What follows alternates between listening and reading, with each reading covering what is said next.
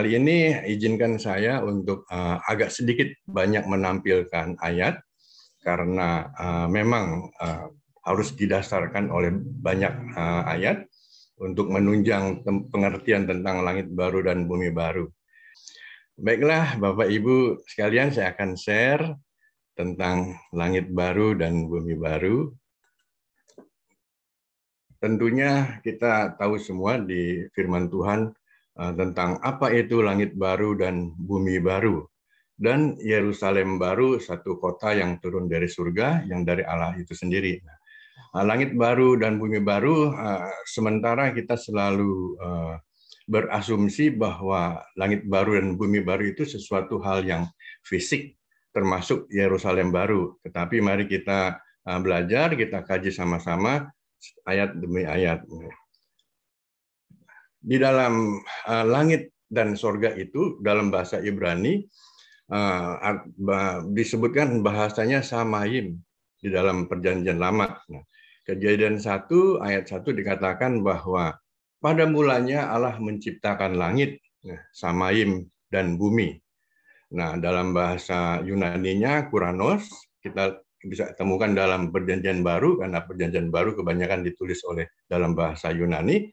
Kisah 17 ayat 24 berkata, Allah yang telah menjadikan langit, Allah yang telah menjadikan langit dan bumi dan segala isinya, Ia yang adalah Tuhan atas langit, Koranos, dan bumi, tidak diam dalam kuil buatan tangan manusia. Kemudian di dalam kebiasaan atau kebanyakan bangsa orang Yahudi, ada 3 pengertian tentang samayim, tentang bumi itu. Pertama, samayim dalam makna cakrawala. Nah, Kejadian 1 ayat 6 berkata, berfirmanlah Allah, jadilah cakrawala di tengah segala air untuk memisahkan air dari air. Nah, kemudian dalam samayim makna langit yang kedua adalah bintang, matahari, bulan, planet, dan benda-benda angkasa lainnya. Nah, di dalam Kejadian 1 ayat 17 dikatakan Allah menaruh semuanya itu di cakrawala untuk menerangi bumi. Semuanya itu termasuk bulan, bintang, dan planet-planet benda angkasa lainnya, bukan hanya cakrawala. Nah, pengertian yang ketiga, nah ini yang mungkin akan kita bahas, kita fokuskan kemari. Samayim dalam makna tempat kediaman Allah, tahta kemuliaan surga. Tempat juga bukan satu tempat yang benda, karena seperti tadi lagu tadi katakan bahwa kehadiran Allah itulah surga. Jadi dikatakan tempat bukan tempat, tetapi ya Allah itu sendiri, kehadirannya itu. Nah, di dalam Ulangan 10 ayat 14 dikatakan, sesungguhnya Tuhan Allahmu lah yang empunya langit, bahkan langit yang mengatasi segala langit, dan bumi dengan segala isinya. Di dalam 1 Raja-Raja 8 ayat 27 dikatakan, tetapi benarkah Allah hendak diam di atas bumi? Nah, sesungguhnya langit, bahkan langit yang mengatasi segala langit pun tidak dapat memuat engkau. Terlebih lagi rumah yang kudirikan ini. Ini masuk akal karena langit adalah ciptaan, mana mungkin ciptaan itu bisa menampung sang pencipta itu. Nah, dikatakan lagi dalam perjanjian baru, di 2 Korintus 12 ayat 2 dikatakan, aku tahu tentang seorang Kristen. Nih, Paulus berkata begitu, 14 tahun yang lampau, entah di dalam tubuh, aku tidak tahu. Entah di luar tubuh, aku tidak tahu. Allah yang mengetahuinya, orang itu tiba-tiba diangkat ke tingkat yang ketiga dari sorga. Bahasa Yunaninya tritau kurano. Nah, kata ketiga dalam ayat ini menyatakan yang tertinggi dan sempurna dalam makna alegoris, bukan harfiah. Jadi langit itu kita lihat nanti dalam budaya pengertian Yahudi, langit itu surga dan surga itu adalah bait Allah sebagai gambarannya. Kita lanjutkan tentang bumi. Nah, karena menyangkut langit dan bumi, baru kita kupas dulu pengertian bumi. Nah, bumi itu bahasa Ibrani-nya eretz, artinya daratan, negeri, dan wilayah.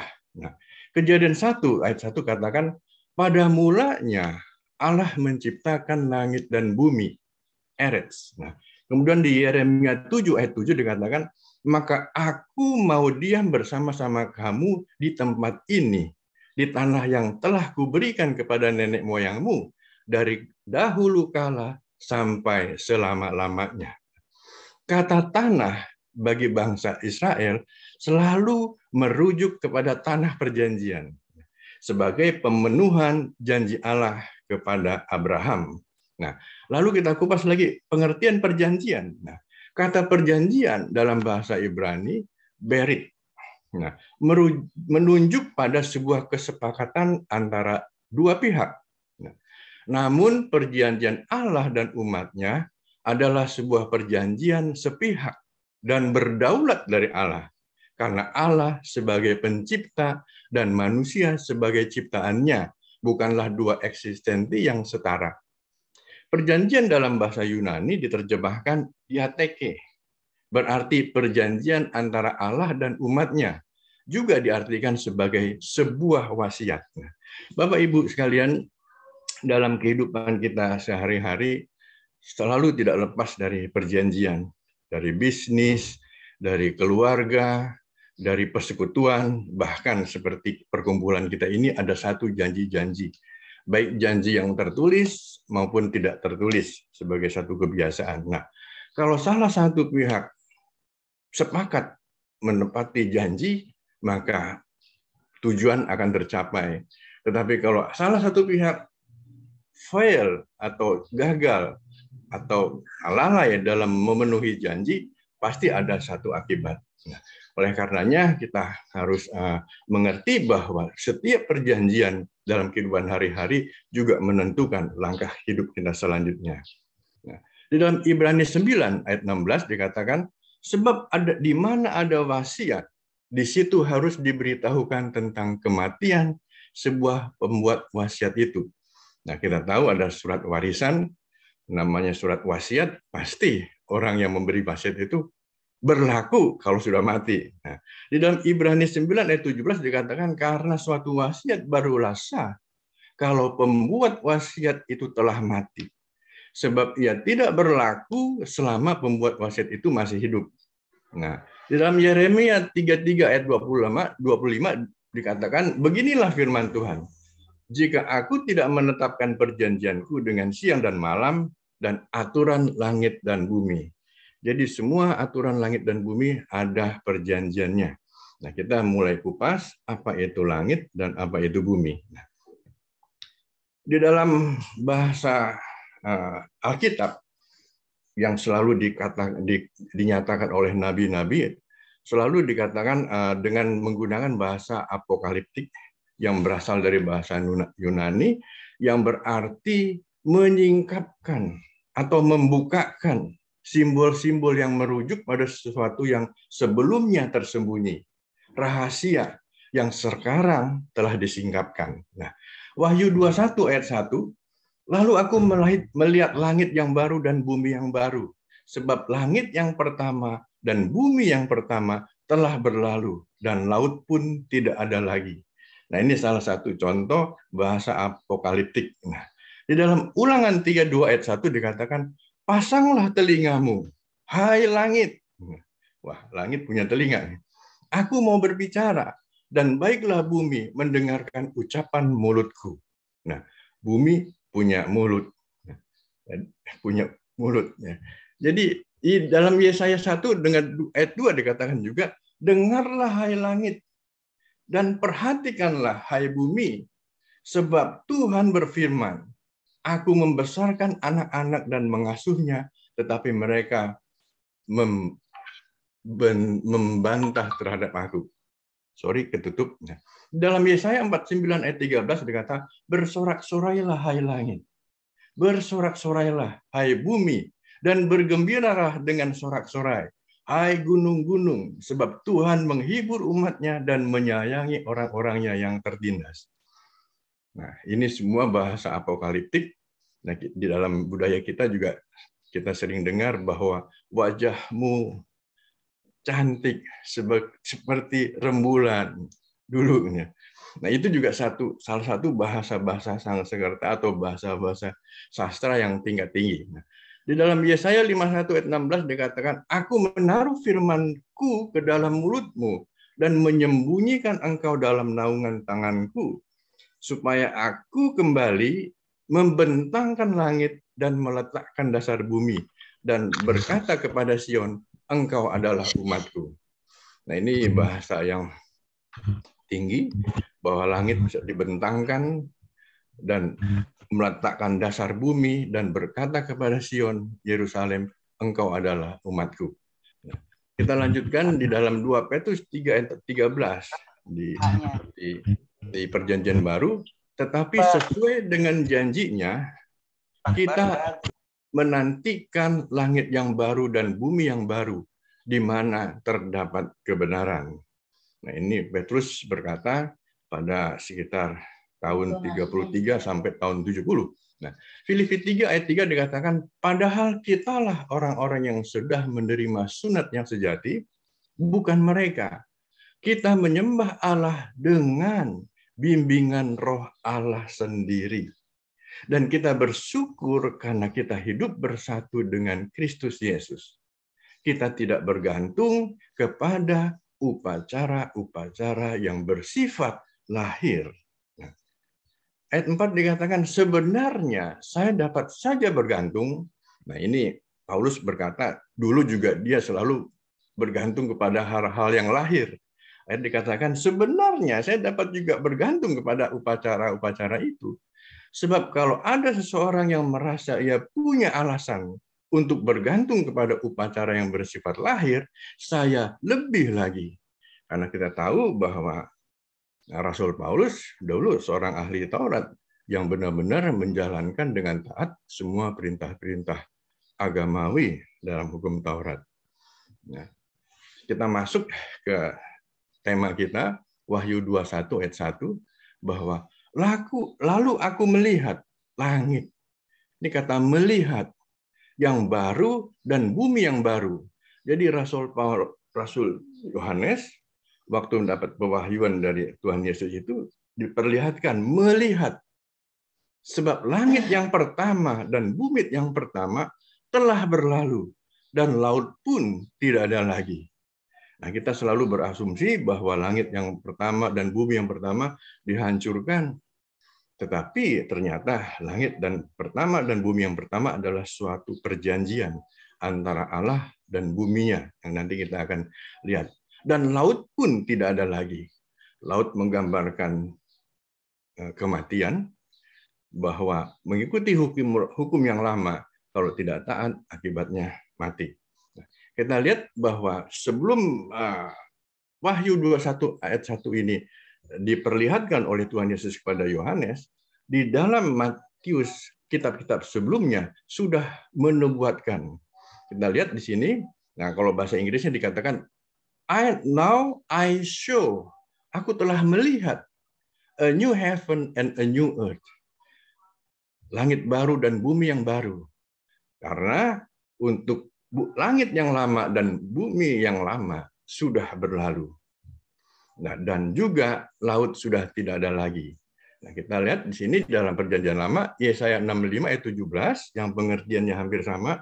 Sebab sesungguhnya aku menciptakan langit yang baru dan bumi yang baru. Hal yang dahulu tidak akan datang lagi, hal yang dulu tidak akan ketutup, tidak lagi dan tidak akan timbul lagi dalam hati. Ayat 22 dikatakan, sebab sama seperti langit yang baru dan bumi yang baru yang akan kujadikan itu, tinggal tetap di hadapanku, demikianlah firman Tuhan, demikianlah keturunanmu, dan namamu akan tinggal tetap. Jadi Wahyu 21 ayat 1 itu sudah ada pendukungnya di Perjanjian Lama. Di situ juga dikatakan bahwa Tuhan akan menciptakan langit yang baru dan bumi yang baru.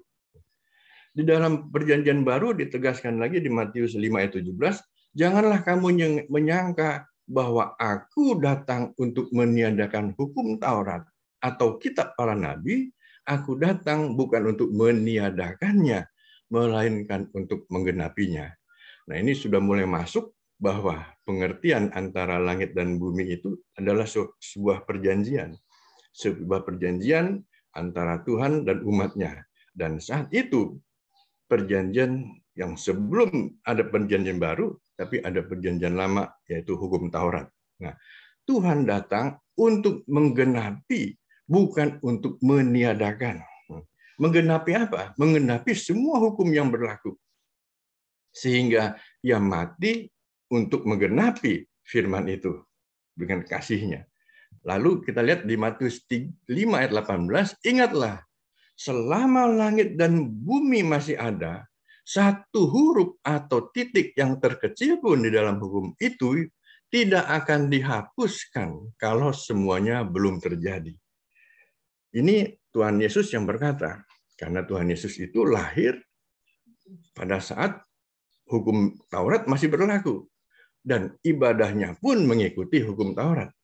Sehingga dia menekankan bahwa menjamin bahwa satu iota pun tidak ada yang terhapus dari hukum Taurat yang banyak itu. Sampai waktunya nanti, dia yang menggenapi, yang mati di kayu salib. Dan hukum itu secara de jure berakhir. Tetapi karena kebiasaan hukum Taurat masih ada sampai masa transisi 40 tahun, tahun 30 sampai tahun 70, itu masih ada bercampur aduk. Sehingga faktanya pada tahun 70, Bait Allah dihancurkan. Baru selesai bahwa Bait Allah sudah masuk menjadi bait tubuh kita yang percaya masing-masing. Di dalam Lukas 24 ayat 44 dikatakan, setelah itu ia berkata kepada mereka, inilah hal-hal yang sudah kuberitahukan kepadamu ketika aku masih bersama-sama dengan kalian, bahwa setiap hal yang tertulis mengenai aku dalam buku-buku Musa, para nabi dan mazmur harus terjadi. Ini ketika Tuhan Yesus mengatakan kepada murid-muridnya bahwa apa yang sudah dikatakan dahulu oleh Musa dan para nabi dan mazmur dan ia sendiri harus terjadi, harus digenapi dengan kematiannya di kayu salib. Nah, Ibrani 10 ayat 9 dikatakan, sesudah itu Kristus berkata, inilah aku ya Allah, aku datang untuk melakukan kehendak-Mu. Jadi Allah menghapuskan segala kurban yang lama itu dan menggantikannya dengan korbannya Kristus. Kita tahu dalam bait Allah bahwa semua persembahan itu dengan korban binatang. Semua persembahan penembus dosa dengan menyembelih korban binatang. Tapi sejak datangnya Kristus untuk mengakhiri hukum yang lama itu, ia harus menggenapi dengan korban darah tubuhnya sendiri. Kita lihat di sini mulai masuk ke pengertian lebih sempit lagi bahwa bait Allah adalah heaven, adalah langit. Tapi mereka bilang surga, heaven, tapi kita bilang langit, dan bumi, dan laut. Nah, bumi bisa masuk ke jemaatnya, dan laut adalah kematian. Nah, di sini kita lihat, di heaven itu ada ruang maha kudus, tempat Allah bersemayam, ruang kudus, dan pelataran. Nah, di situ ada lihat bumi, dan ada lihat laut. Nah, inilah bait Allah Salomo yang dulu sudah rapi dengan bangunan yang megah, tetapi dahulu hanya waktu zaman Musa hanya masih tenda-tenda. Nah, kita lihat lagi di sini. Nah, langit dan bumi yang lama sudah berlalu.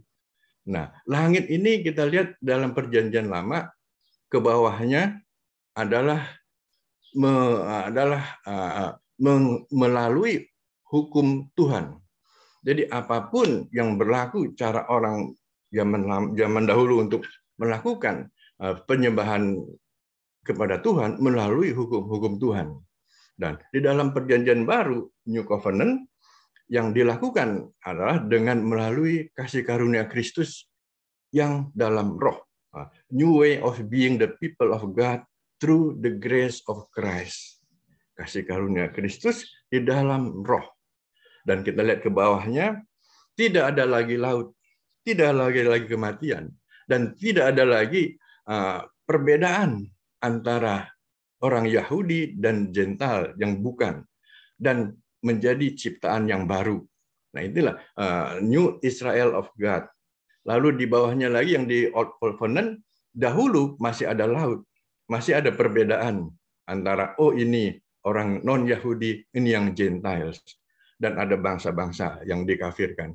Nah, ini satu gambaran bahwa langit dan bumi bukan sesuatu yang fisik, tetapi adalah suatu perjanjian antara Tuhan dan umatnya. Kita lihat masuk ke Wahyu 21 ayat 2. Dan aku melihat kota yang kudus, Yerusalem yang baru, turun dari sorga, dari Allah yang berhias bagaikan pengantin perempuan yang berdandan untuk suaminya. Ayat ini berbicara tentang perjamuan anak domba, perkawinan anak domba. Kita lihat di sini, di Matius 22 ayat 1 dikatakan, lalu Yesus berbicara pula dalam perumpamaan kepada mereka. Dalam perumpamaan yang langsung merujuk kepada Wahyu 21 ayat 2 tadi. Nah, hal kerajaan sorga seumpama seorang raja yang mengadakan perjamuan kawin untuk anaknya. Nah, mengadakan perjamuan kawin untuk anaknya. Kita lihat di situ tadi, satu pengantin yang baru. Nah, ia menyuruh hamba-hambanya memanggil orang-orang yang telah diundang ke perjamuan kawin itu, tetapi orang-orang itu tidak mau datang. Ia menyuruh pula hamba-hamba lain. Pesannya, katakanlah kepada orang-orang yang diundang itu, sesungguhnya hidangan telah kusediakan, lembu-lembu jantan dan ternak piaraanku telah disembelih. Semuanya telah tersedia. Datanglah ke perjamuan kawin ini. Tetapi orang-orang yang diundang itu tidak mengindahkannya. Ada yang pergi ke ladangnya, ada yang pergi mengurus usahanya, dan yang lain menangkap hamba-hambanya itu, menyiksanya dan membunuhnya. Jadi hamba-hamba Tuhan yang mengundang orang-orang lain itu malah dianiaya, dibunuh oleh orang-orang yang diundang tapi tidak mau datang.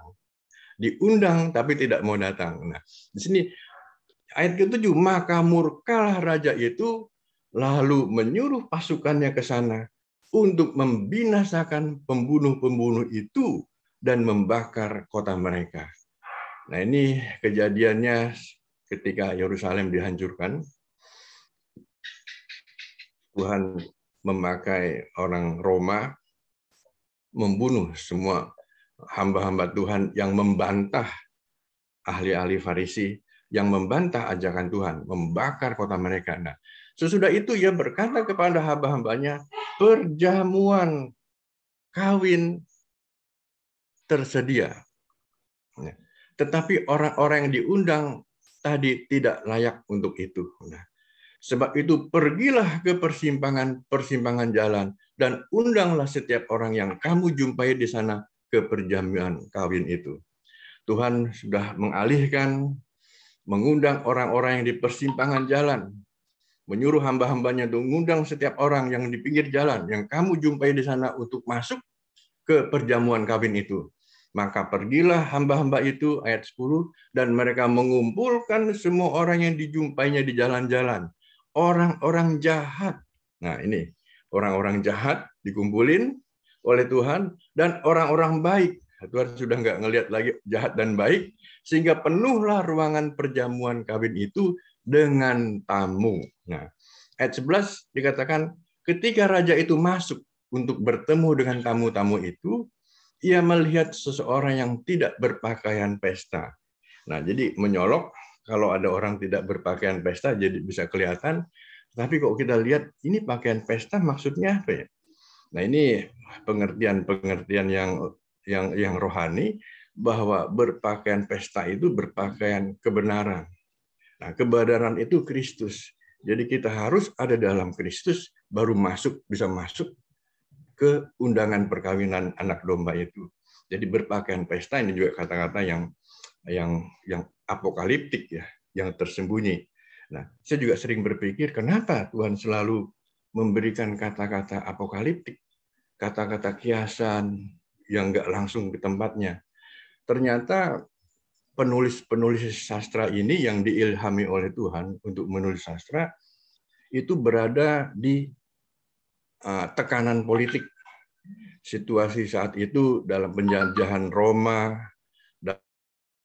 tekanan orang Farisi, mereka selalu menggunakan bahasa-bahasa kode yang sudah mereka tahu untuk kalangan mereka sendiri, sehingga selalu berikan kata-kata kode bahwa 666 kayak Nero begitu kan, itu juga satu kode, karena mereka kalau mereka ungkapkan sebenarnya mereka akan dikejar, mereka akan dibasmi, akan dibunuh. Ini juga sesuatu yang tidak yang dikatakan tidak berpakaian pesta. Ia berkata kepadanya, "Hai saudara, bagaimana engkau masuk kemari dengan tidak mengenakan pakaian pesta?" Tetapi orang itu diam saja. Lalu kata raja itu kepada hamba-hambanya, "Ikatlah kaki dan tangannya, dan campakkanlah orang itu ke dalam kegelapan yang paling gelap, di sanalah akan terdapat ratap dan kertak gigi." Memang kita kalau tidak berbajukan kebenaran yang dibenarkan oleh Kristus, bukan kebenaran oleh kita sendiri, kita baru bisa masuk ke pesta itu.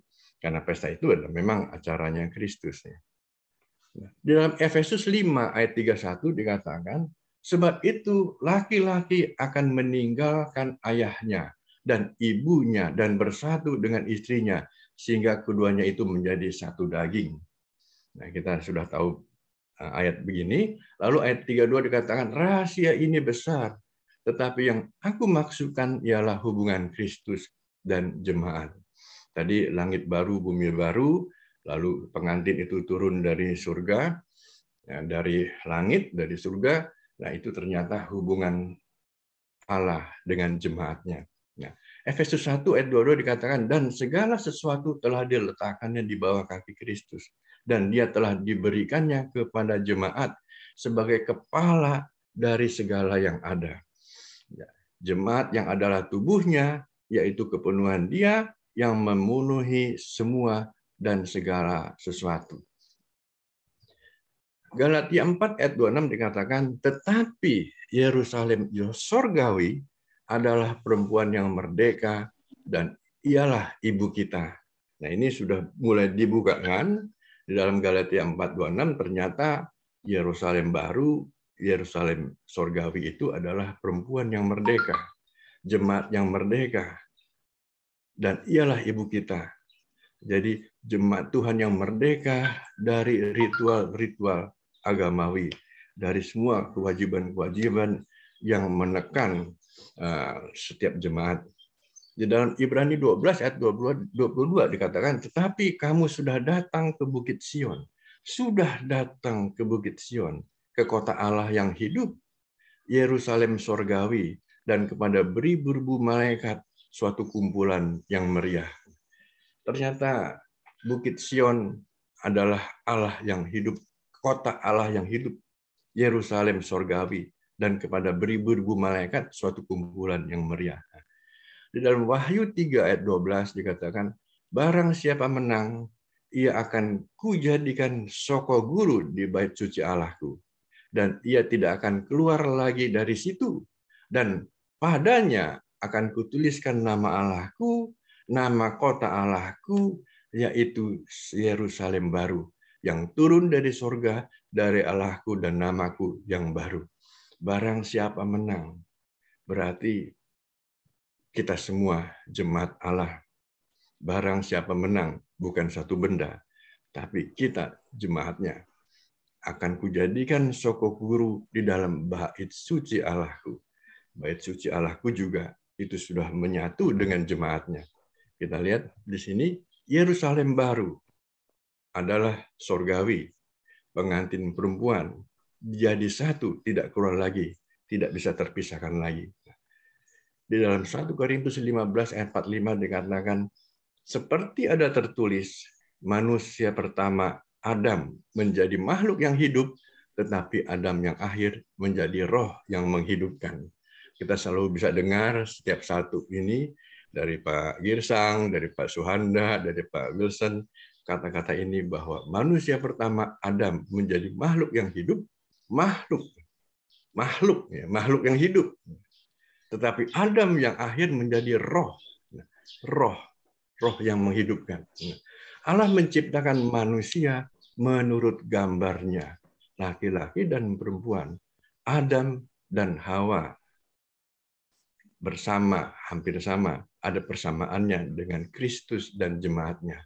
Adam dan Hawa, waktu saat penciptaan langit bumi yang pertama di dalam perjanjian baru, tetapi karena dosa, dalam perjalanannya terus sampai Tuhan mengutus anaknya, kembali rencana semula Allah digenapi dengan Kristus dan jemaatnya dalam perkawinan anak domba itu. Menjadi tubuh Kristus, Kristus kepala, kita anggotanya. Nah, yang ketiga, ayat ketiga.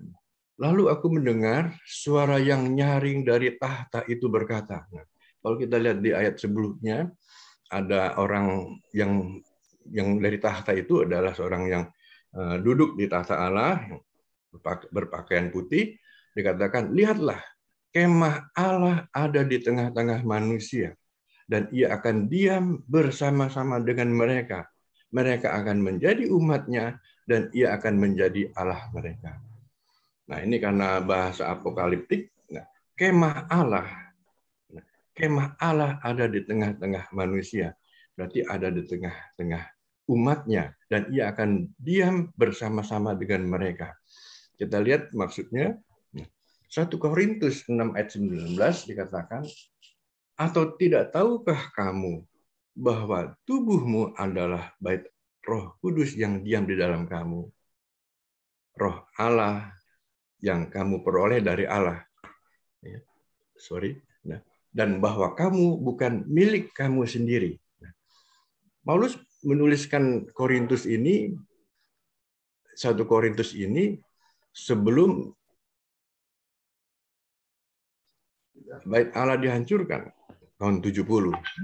Tetapi dia sudah menangkap bahwa bait Roh Kudus itu bukan dalam satu bangunan yang masih utuh, saat itu masih belum dihancurkan, bahwa bait Roh Kudus yang sebenarnya itu ada di dalam kamu, yang kamu peroleh dari Allah. Paulus sudah bisa membaca, walaupun itu masih dalam masa transisi. Nah, 2 Korintus 13 ayat 5 dikatakan, ujilah dirimu sendiri. Apakah kamu tetap tegak di dalam iman? Selidikilah dirimu, apakah kamu tidak yakin akan dirimu bahwa Kristus Yesus ada dalam diri kamu? Sebab jika tidak demikian, kamu tidak tahan uji. Ketika Paulus mengatakan gitu, banyak dari yang mendengarnya masih ragu-ragu. Nah, kita maklumi karena masa itu masa transisi.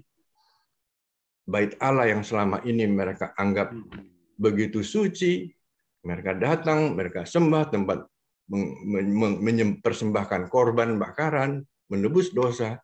Tapi Paulus katakan, bait Allah itu adalah kamu. Gimana nggak bingung? Hari gini ada bilang bahwa Allah ada dalam dirimu. Padahal mereka semua orang-orang yang taat beragama, yang sudah lama. Termasuk Paulus dulu sendiri kok bisa beralih bahwa bait Allah ada dalam dirimu. Bait Allah masih ada saat itu. Tetapi Paulus sudah mengatakan begitu. Akhirnya banyak yang bingung oleh karena dikatakan, ujilah dirimu. Apakah kamu tetap tegak dalam iman? Selidiki dirimu, bukan orang lain. Selidiki dirimu, bukan selidiki dia. Apakah sudah benar imannya? Oh jangan. Selidiki dirimu. Apakah kamu tidak yakin akan dirimu bahwa Kristus Yesus ada dalam diri kamu? Jadi sudah mulai fokus ke dalam bait Allah, bahwa bait Allah, langit baru, bumi baru itu sudah ada di dalam diri kita orang percaya. Ibrani 8 ayat 10, nah ini yang sangat menarik. Tetapi sekarang inilah perjanjian yang akan kubuat. Ini masih akan kubuat, belum dibuat nih. Dengan umat Israel pada hari-hari yang akan datang, kata Tuhan. Aku akan menaruh hukumku ke dalam pikiran mereka. Jadi semua hukum-hukum Taurat yang dulu tertulis di batu tulisan akan dimasukkan ke dalam pikiran orang percaya. Kalau mau menggalinya. Kalau nggak menggalinya ya nggak ketemu. Dan menulisnya pada hati mereka. Sudah pikiran, dikontrol juga oleh hati. Jadi kalau pikiran nggak sejalan sama hati, nah berarti nggak pas. Tapi kalau udah pikiran lalu menulisnya pada hati mereka dikontrol, nah itu baru pas. Aku akan menjadi Allah mereka dan mereka akan menjadi umatku. Nah, ayat 11-nya dikatakan mereka tidak perlu mengajar sesama warganya. Maksud mengajar di sini adalah mendoktrinkan. Harus kenal Allah nih. Atau memberitahu kepada saudaranya, kenallah Tuhan. Sebab mereka semua besar kecil akan mengenal aku. Nah ini sudah masuk ke otoritas Tuhan. Bahwa yang bisa bikin bertobat orang bukan kekuatan kita, tapi kekuatan Roh Kudus. Kita hanya bisa menyampaikan, memberitakan, tapi Allah nanti yang akan memperkenalkan diri kepada setiap orang yang berkenan kepadanya. Jadi kita tidak perlu mengajar sesama warganya. Maksudnya ini loh yang saya ajarkan benar, yang kamu salah. Nah ini tidak. Kalau kita sudah tahu begini, kita hanya bisa beritakan. Nah, tetapi Allah nanti yang akan membukakan hati mereka. Karena firman-Nya jelas, mereka tidak perlu mengajar sesama warganya atau memberitahu kepada saudaranya, kenallah Tuhan, kenallah Tuhan, tobatlah. Sebab mereka semua besar kecil akan mengenal aku. Karena kalau oleh kekuatan sendiri, kita bertobat sama Tuhan, tapi orang melihat kita hidupnya nggak benar, akhirnya dia kepahitan, dia tidak percaya lagi Tuhan, jadi batu sandungan. Tuhan yang disalahkan, padahal manusia itu. Nah ini maksudnya. Jadi kita hanya memberitahu. Kita juga nggak benar, kita juga salah, hanya memberitahu Tuhan yang benar. Kamu cari sendiri, kamu minta sendiri. Karena dia, firman dikatakan, akan mengenal aku. Besar, kecil. Mereka semua, tua, muda, akan mengenal aku. Firman Tuhan. Asal punya hati, punya pikiran, mau buka. Kita hanya mendorong, tapi biar Tuhan sendiri yang mengajar. Di dalam Wahyu 21 ayat 4 dikatakan di sini, dan ia akan menghapus segala air mata dari mata mereka. Dan maut tidak akan ada lagi. Tidak akan ada lagi perkabungan atau ratap tangis atau duka cita. Sebab segala sesuatu yang lama itu telah berlalu. Nah, kita tahu yang lama itu adalah perjanjian Allah dengan umatnya melalui Musa yang dimasukkan ke dalam hukum Taurat yang begitu berat karena isinya adalah nilai-nilai kehidupan Tuhan yang nggak mungkin setiap manusia bisa mencapainya karena itu nilai-nilai tertinggi daripada Tuhan. Kenapa sampai Tuhan memberikan hukum Taurat itu? Karena pada saat di Gunung Sinai, ketika Tuhan memerintahkan perintahnya untuk melakukan sesuatu, mereka sepertinya menganggap enteng dengan mengatakan, ya Tuhan, apapun yang kau perintahkan, kami sanggup melakukannya. Nah, dari kata-kata sanggup itu, Tuhan bisa menilai bahwa mereka mau lepas dari Tuhan. Mereka menganggap enteng semua. Mereka ingin tidak diatur lagi oleh Tuhan karena kita tahu bahwa pemerintahan Samad itu pemerintahan Tuhan yang selalu diatur oleh Tuhan. Mau memutuskan sesuatu selalu dengan Tuhan. Mereka ingin bangsa-bangsa lain kalau memutuskan sesuatu ada raja. Ada raja ya, raja itu manusia. Jadi mereka tidak mau pakai God center, tapi maunya yang man center. Mereka mau lepas menjadi man center. Nah, akhirnya hukum itu keluar, dipaksa keluar oleh umatnya saat itu di Gunung Sinai. Nah, itu benar-benar tidak bisa melakukannya, sehingga mereka selalu menderita sampai dikatakan, aku akan menghapus segala air mata dan dari mata mereka, dan maut tidak akan ada lagi, karena kuasa dosa adalah maut, dan kuasa maut adalah hukum Taurat. Di sini dikatakan maut tidak akan ada lagi. Nah, tidak akan ada lagi perkabungan, tidak ada lagi ratap tangis atau duka cita, sebab segala sesuatu yang lama itu telah berlalu. Nah, ayat 5, ayat yang terakhir dalam Wahyu yang saya bahas, dari 1-5, Ia yang duduk di atas tahta itu berkata, lihatlah, aku menjadikan segala sesuatu baru. Dan firman-Nya, tuliskanlah, karena segala perkataan ini adalah tepat dan benar. Di sini dikatakan tepat yang benar. Lihatlah, aku menjadikan segala sesuatu baru. Everything is new. Segala sesuatu baru. Perjanjiannya baru, umatnya juga baru, dan aturannya semua baru. Tempat kudusnya juga baru, yaitu tubuh kita sendiri. Tuliskan, karena segala perkataan ini adalah tepat dan benar. Jadi sampai Tuhan sendiri katakan tepat dan benar. Nah, lalu apa yang harus kita lakukan setelah kita mengerti bahwa Yerusalem baru, langit baru, dan bumi baru adalah suatu perjanjian dengan Tuhan. Dari hukum Taurat yang lama menjadi hukum kasih karunia Tuhan. Dan bait Allah itu sendiri ada dalam hati kita. Dan hukum itu sendiri Tuhan taruh dalam hati dan pikiran kita. Apa yang harus lakukan?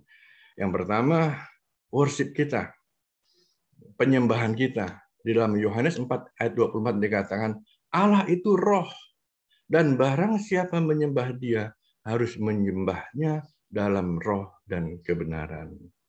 Nah, dalam roh dan kebenaran, bukan dalam bentuk tulisan. Nah, seperti contohnya kalau saya perlu hikmat sesuatu, saya baca firman Tuhan, saya renungkan, nah saya meditasikan.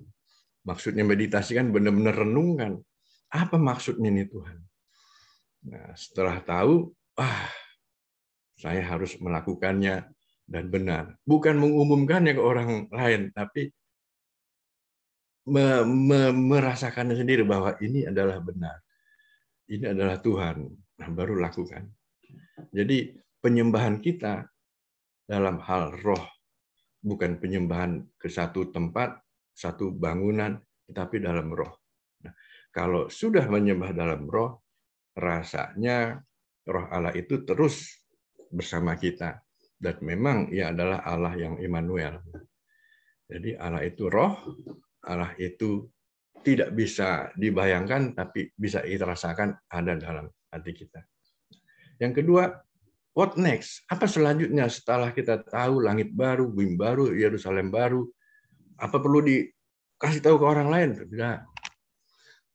Dalam Roma 14 ayat 17 dikatakan, sebab kerajaan Allah bukanlah soal makanan dan minuman, tetapi soal kebenaran, damai sejahtera, dan sukacita oleh Roh Kudus.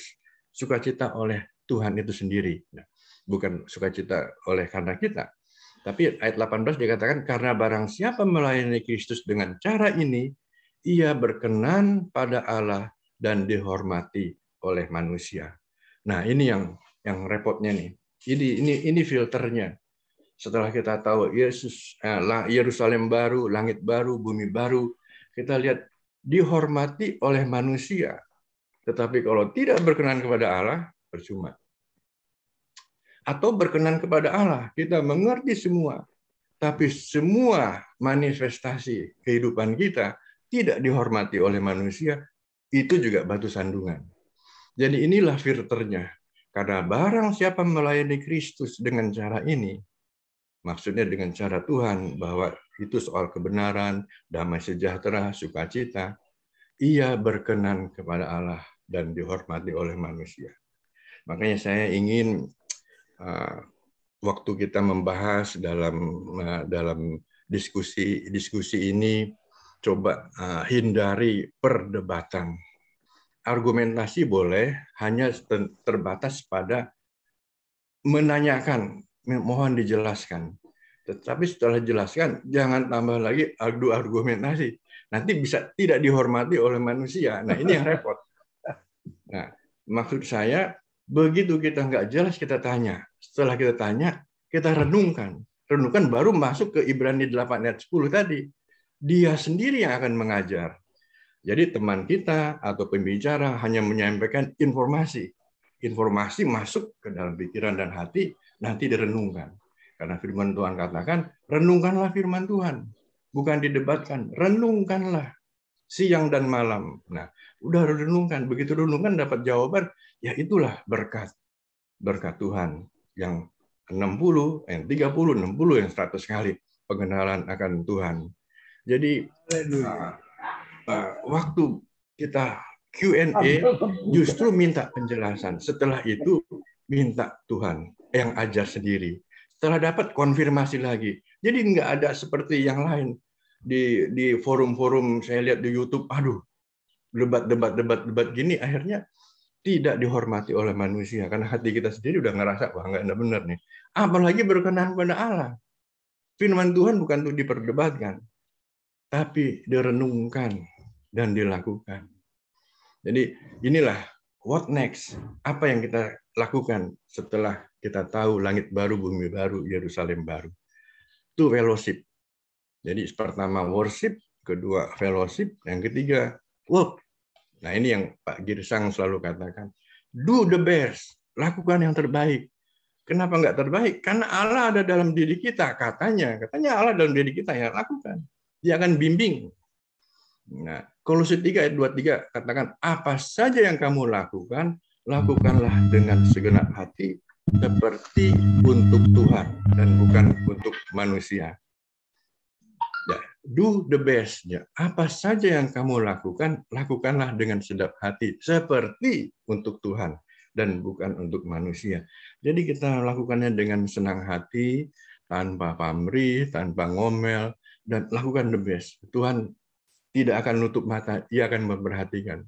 Orang lain memang kita tidak pernah melihat apa yang kita lakukan, tapi Tuhan yang roh itu, yang ada dalam diri kita, memperhatikan. Saya ada joke sedikit kemarin ngobrol sama teman kita yang ada di sini. Dia bilang ada satu cerita Pak, senior, orang rohaniawan top senior, sekarang masih memimpin organisasi itu, ngobrol-ngobrol makan siang dengan seniornya, senior yang dulu pernah jadi pengganti dia, yang digantikan oleh dia jadi seniornya, berkata, nah yang hamba Tuhan yang sekarang lagi memimpin itu berkata, bener loh katanya, Tuhan benar-benar nyertai kita loh. Lalu yang seniornya bilang, iya, Tuhan menyertai kamu, tapi kamu bukan Tuhan. Nah ini yang harus diingat. Tuhan menyertai kita, tapi kita bukan Tuhan. Artinya ada satu batasan bahwa kita di dalam Dia, tapi kita bukan Dia. Nah kalau di Kejawen yang saya dulu pernah tahu, itu kaula manunggal ing Gusti. Nah, saya bersatu dengan Tuhan. Nah, para wali langsung katanya, stop, jaga rahasia ini, jangan sampai didengar oleh orang yang nggak berhak, karena bisa salah pengertian gitu. Tapi ternyata ada satu orang yang dengar, yang berkata, saya dengar masalah ini.